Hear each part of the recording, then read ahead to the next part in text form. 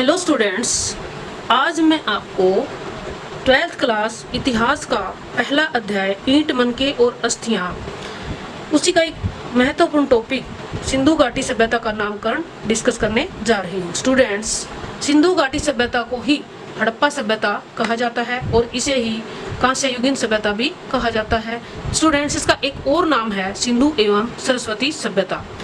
बच्चों, हमारे इतिहासकार संस्कृति शब्द जो होता है उसका अर्थ पुरानी वस्तुओं के एक ऐसे समूह से लेते हैं जो एक खास भौगोलिक क्षेत्र से जुड़ा हो और जिसकी जो वस्तुएं हैं उनमें समानता पाई जाती हो। तो बच्चों, इसे सिंधु घाटी की सभ्यता क्यों कहा जाता है और ये नाम किसने दिया? स्टूडेंट्स, सिंधु घाटी सभ्यता का नामकरण सर जॉन मार्शल के द्वारा सबसे पहले किया गया और इसके पक्ष में उनका जो तर्क था, उन्होंने कहा क्योंकि ये सिंधु नदी के आसपास पाई गई है, जितने भी इसके शुरुआती स्थल हैं वो सिंधु नदी के आसपास मिलते हैं, इसलिए इसका नामकरण सिंधु घाटी सभ्यता रखा गया। स्टूडेंट्स, पहले वैसे भी हमारे इतिहास में एक परंपरा रही है, जितनी भी हमारी प्राचीन सभ्यताएं हैं, जैसे मिस्र की सभ्यता है उसे नील नदी की सभ्यता कहा जाता है जो अफ्रीका में पाई जाती है। मेसोपोटामिया की सभ्यता है बच्चों, जो दजला और फरात नदी घाटी सभ्यता उसे कहा जाता है, जो आज के आधुनिक इराक में पाई जाती है, क्योंकि ये भी दजला और फरात नदी के बीच का जो क्षेत्र है उसमें पाई गई है। बच्चों, चीन की जो प्राचीन सभ्यता है उसे हवांगो नदी की सभ्यता भी कहा जाता है। इसके पीछे बच्चों एक रीजन रहा होगा, क्योंकि शुरुआती दौर में मनुष्य नदियों के आसपास आकर उसने अपनी बस्तियां बनाई होगी और धीरे धीरे वहीं से उन सभ्यता की शुरुआत हो गई और उसके बाद जब वो विकसित हुई तो एक बड़ी सभ्यता का उन्होंने रूप ले लिया और इसलिए जैसे मिस्र की सभ्यता, मेसोपोटामिया की सभ्यता, चीन की सभ्यता, ये इन नदियों के नाम पर रखी गई। ऐसे ही भारत में भी सिंधु घाटी की सभ्यता का नाम इसको दिया गया है। जो दूसरा तर्क आता है बच्चों, हड़प्पा सभ्यता, इसी सभ्यता का नाम हड़प्पा सभ्यता भी रखा गया है। इसके पीछे जो हमारे इतिहासकार हैं, जो हमारे विद्वान पुरातत्वविद हैं, उनका कहना है कि जब भी किसी सभ्यता के नामकरण में कोई समस्या आती है तो जो इतिहासकार हैं वो जो सबसे पहले उसका नाम खोजा गया होता है उसके नाम पर ही उस सभ्यता को जो है उसके नाम पर ही सभ्यता का नाम रख दिया जाता है। और क्योंकि हड़प्पा सभ्यता सबसे पहला खोजा गया स्थल है जो कि 1921 ईस्वी में दयाराम साहनी के द्वारा खोजा गया था सर जॉन मार्शल के नेतृत्व में, इसलिए बच्चों हड़प्पा स्थल को इसका पहला खोजा गया स्थल मानकर और उसके बाद जितनी भी खुदाई हुई हड़प्पा स्थल से जो मिली वस्तुएं थी, अन्य स्थानों से जो जितनी भी खुदाई हुई, उन पुरानी वस्तुओं से उनकी समानता के आधार पर हड़प्पा संस्कृति या सभ्यता इसे कहना उचित होगा। और आज जो आधुनिक जो इतिहासकार हैं, हमारे विद्वान हैं, वो हड़प्पा सभ्यता ही ज़्यादा इसका नाम प्रयोग में लाते हैं। तो स्टूडेंट्स, कुछ विद्वान इसे कांस्य युगीन सभ्यता भी कहते हैं। उन्होंने अपने इस मत के पक्ष में जो तर्क दिए हैं वो ये हैं, क्योंकि इस सभ्यता से जितनी भी वस्तुएं मिली हैं वो जो है ताम्र पाषाण कालीन सभ्यता से जुड़ी हुई है। ताम्र यानी जो तांबा होता है और पाषाण काल का जो चौथा चरण था वो ताम्र पाषाण कालीन चरण था। बच्चों, तांबा जो है एक जो है ऐसी धातु है जिसमें अगर दूसरी धातु को मिला दिया जाए, जैसे टीन को मिला दिया जाए तो कांसा एक नई मिश्र धातु बन जाती है। तो इस सभ्यता की जब खुदाई हुई, उत्खनन इसका किया गया, तो उसमें बहुत सारी वस्तुएं जैसे खिलौने, मूर्तियां, बर्तन, औजार वो कांसे के मिले हैं। तो इसलिए इन विद्वानों ने कहा कि ये कांस्य युगीन सभ्यता थी। और इस सभ्यता की जब खुदाई हुई तो उसमें कोई भी वस्तु लोहे की नहीं मिली है। इसका अर्थ ये हुआ कि जो इस सभ्यता के लोग थे उन्हें लोहे का ज्ञान अभी नहीं था, लोहा धातु इस सभ्यता में प्रयोग में नहीं लाया गया था, इसलिए इसे कांस्य युगीन सभ्यता कहा गया है। लेकिन स्टूडेंट्स, ज़्यादा मान्यता हड़प्पा सभ्यता और सिंधु घाटी सभ्यता को ही दी जाती है। अब एक और जो है नाम इतिहासकार लेते हैं सभ्यता का, वो है सिंधु एवं सरस्वती सभ्यता। इसके पक्ष में ये विद्वान अपना तर्क देते हैं कि जो शुरू में प्रारंभिक जो स्थल मिले वो सिंधु घाटी में मिले थे। जब शुरू में इसकी खुदाई हुई, इसका उत्खनन हुआ, तो वो जैसे सिंधु नदी के आसपास हड़प्पा, मोहनजोदड़ो वगैरह जो स्थल मिले थे। लेकिन भारत का जो विभाजन हुआ 1947 में और जब हमें आज़ादी मिली तो उसके बाद वो स्थल पाकिस्तान में चले गए। इसलिए विभाजन के बाद जो उत्खनन कार्य था, खुदाई का जो काम था, वो भारत में ही ज़्यादा उस पर जोर दिया गया। हमारे पुरातत्वविदों ने जब खुदाई की तो पाया कि सरस्वती नदी के आसपास बहुत सारे नए स्थल खोजे गए। इसलिए कुछ विद्वानों ने इसे सिंधु एवं सरस्वती सभ्यता कहना उचित समझा। लेकिन बच्चों कुछ ही विद्वान इस सभ्यता का नाम प्रयोग में लाते हैं, इसलिए इस नाम का ज्यादा महत्व जो है इतिहास में नहीं मिलता और ज्यादातर विद्वान इस सभ्यता को हड़प्पा सभ्यता ही जो है इसको कहते हैं, या इसे सिंधु घाटी सभ्यता भी इसका नाम लिया जाता है। तो निष्कर्ष में बच्चों आपने यही लिखना है कि इस सभ्यता को आज हड़प्पा सभ्यता या सिंधु घाटी की सभ्यता कहना उचित होगा। तो स्टूडेंट्स, ये आपका एक टॉपिक तैयार हो जाता है कि इसका नाम अलग अलग क्यों रखा गया, जैसे सिंधु घाटी सभ्यता, हड़प्पा सभ्यता, कांस्ययुगीन सभ्यता और सिंधु एवं सरस्वती सभ्यता। तो इसके बाद स्टूडेंट्स हम अगला इसका टॉपिक लेते हैं कि हड़प्पा सभ्यता का जो काल निर्धारण है वो क्या है। काल निर्धारण यानी इसका जो समय है, ये सभ्यता कितनी पुरानी है वो क्या है, और विद्वानों ने इसके बारे में क्या क्या अपने तर्क दिए हैं और इसके समय को कैसे कैसे बांटा गया है। तो स्टूडेंट्स, अभी मैं काल निर्धारण के बारे में आपको बता रही हूँ, तो ये सारे पॉइंट्स आपने ध्यान से देखने हैं और इन पॉइंट्स को नोट भी करना है। हड़प्पा सभ्यता के कालक्रम में विद्वानों के मतभेद पाए जाते हैं, यानी स्टूडेंट्स अलग अलग जो विद्वान हैं हमारे वो इसका समय अलग अलग बताते हैं। जैसे सर जॉन मार्शल इसका समय बताते हैं 3250 ईस्वी पूर्व से 2750 ईस्वी पूर्व, और अर्नेस्ट मैके इसे बताते हैं 2800 ईस्वी पूर्व से 2500 ईस्वी पूर्व तक। REM व्हीलर बच्चों इसको बताते हैं 2500 ईस्वी पूर्व से 1500 ईस्वी पूर्व तक। DP अग्रवाल इसे बताते हैं 2350 ईस्वी पूर्व से 1750 ईस्वी पूर्व तक।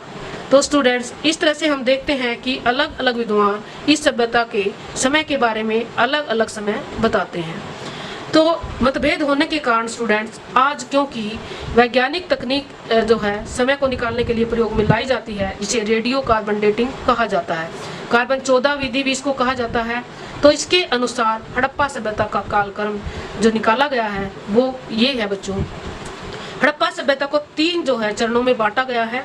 हड़प्पा का आरंभिक चरण 3500 ईस्वी पूर्व से 2600 ईस्वी पूर्व माना गया है। हड़प्पा का जो विकसित चरण है, यानी जिस समय पूरे विकसित चरण पर थी यानी पूरे विकास पर थी, ये जो है 2600 ईस्वी पूर्व से 1900 ईस्वी पूर्व। हड़प्पा का उत्तरकालीन चरण, यानी जब ये अपने पतन की ओर अग्रसर हो रही थी, हड़प्पा सभ्यता उत्तरकालीन चरण उसको बोला जाता है, वो समय इसका रहा है 1900 ईस्वी पूर्व से 1200 ईस्वी पूर्व तक। और ये जो विधि है बच्चों, उस समय की मिली हुई वस्तुओं की आयु निकालकर उनके आधार पर वैज्ञानिक तकनीक से इसको निकाला गया है, यानी जो जितनी पुरानी वस्तुएं हैं उनका समय निकाला गया है जो आरंभिक चरण माना गया है, और जब बहुत सारी बस्तियां जिस समय की मिली हैं वो ये चरण माना गया है, विकसित चरण। और लास्ट में जब ये पतन की ओर अग्रसर थी तो उस समय से रिलेटेड जो वस्तुएं मिली हैं वो इस समय की थी। तो स्टूडेंट्स, क्योंकि विज्ञान पर आधारित जो विधि होती है उसको ज़्यादा मान्यता दी जाती है, थोड़ा सा मैं आपको कार्बन जो 14 विधि है इसके बारे में बताती हूँ। कार्बन 14 विधि विलर्ड लिबे द्वारा विकसित की गई थी 1940 ईस्वी में, जो कि शिकागो यूनिवर्सिटी में केमिस्ट्री के विद्वान थे। स्टूडेंट्स, उनको इस कार्य के लिए 1960 में नोबेल पुरस्कार भी मिला था। इसके अनुसार प्रत्येक वस्तु में कार्बन होता है और अलग अलग तरह का होता है, जैसे C12 और C14। तो ये जो कार्बन होता है स्टूडेंट्स, मानव पशु पौधों की मृत्यु के बाद शरीर से धीरे धीरे घटना शुरू हो जाता है, और इसका एक फार्मूला है जिसके अनुसार आधा कार्बन का जीवन कितना होता है 5730 साल, यानी 5730 साल निकलता है। स्टूडेंट्स, अब मैं आपको सिंधु घाटी सभ्यता का उद्भव अथवा इसकी स्थापना यानी इसके संस्थापक कौन थे उनके बारे में बताती हूँ। ये एक विवाद का विषय है, विद्वानों में इसके बारे में मतभेद हैं। इसके अनुसार क्या मतभेद हैं, विदेशी विद्वानों के क्या मत हैं। जो विदेशी विद्वान हैं उनमें आप ये नोट करेंगे, sir John Marshall, wheeler, D.D. Kosambi ये कहते हैं कि जो सिंधु घाटी सभ्यता के लोग थे वो सुमेरियन लोग थे, यानी वो कहाँ से आए थे, मेसोपोटामिया से। वहाँ पर एक सुमेरियन सभ्यता है, उनके अकॉर्डिंग ये सुमेरियन लोग थे, और ये जो है विदेशी विद्वानों का मत है। इस मत के पक्ष में इन्होंने क्या क्या तर्क दिए हैं, तो वो ये है बच्चों, ये कहते हैं कि पक्के भवनों का निर्माण हड़प्पा सभ्यता में जो हमें मिलता है वो उन्होंने सुमेरियन लोगों से लिया है। दूसरा, इस सभ्यता का जो विकास हुआ वो भी सुमेरियन सभ्यता के अकॉर्डिंग ही हुआ है। फिर ये कहते हैं कि हड़प्पा में जो अन्नागार मिला है, चबूतरा मिला है, मोहरें मिली हैं, ऐसी ही चीजें सुमेरियन सभ्यता में भी पाई जाती हैं, मेसोपोटामिया में भी पाई जाती हैं। लेकिन स्टूडेंट्स, ये जो सारी वस्तुएं हैं, इन सब वस्तुओं में भिन्नता पाई जाती है, क्योंकि जो पक्के भवन मेसोपोटामिया में पाए जाते हैं, सुमेरियन सभ्यता के पाए जाते हैं बच्चों, वो जो है इतने विकसित नहीं, प्लानिंग के आधार पर नहीं बनाए गए हैं, योजना बनाकर नहीं बनाए गए हैं। दूसरा, उस सभ्यता का जो विकास है बच्चों इतना ज़्यादा नहीं है जितना सिंधु घाटी सभ्यता का है। तीसरा, जो अन्नागार वहाँ पर मिला है वो भी इतना अच्छी तरह से नहीं बनाया गया है जो हड़प्पा नामक स्थल से हमें मिला है। और जो वो बताते हैं कि चबूतरा जो मिला है, उस चबूतरे का प्रयोग जैसे सुमेरियन सभ्यता के लोग करते थे वैसे ही हड़प्पा सभ्यता के लोग भी करते होंगे।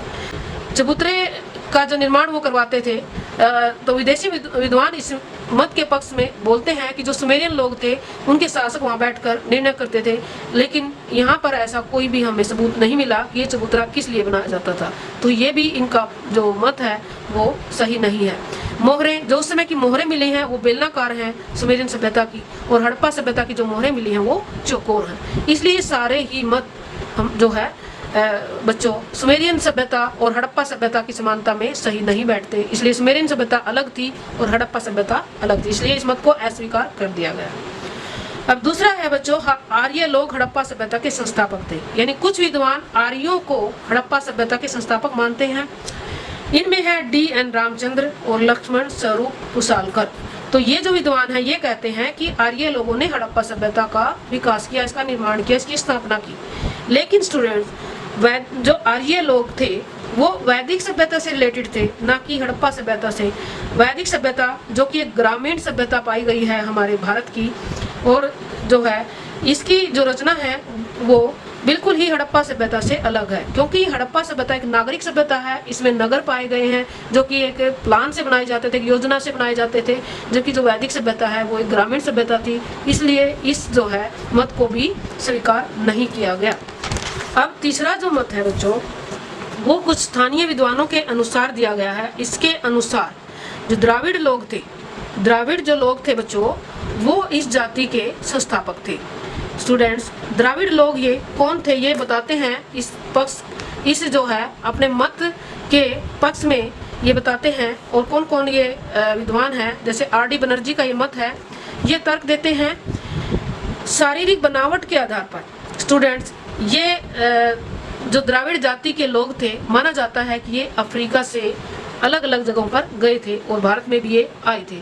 तो ये अफ्रीकी मूल के लोग थे जो 50,000 वर्ष पहले अफ्रीका से आकर यहाँ शुरुआत में बस गए होंगे।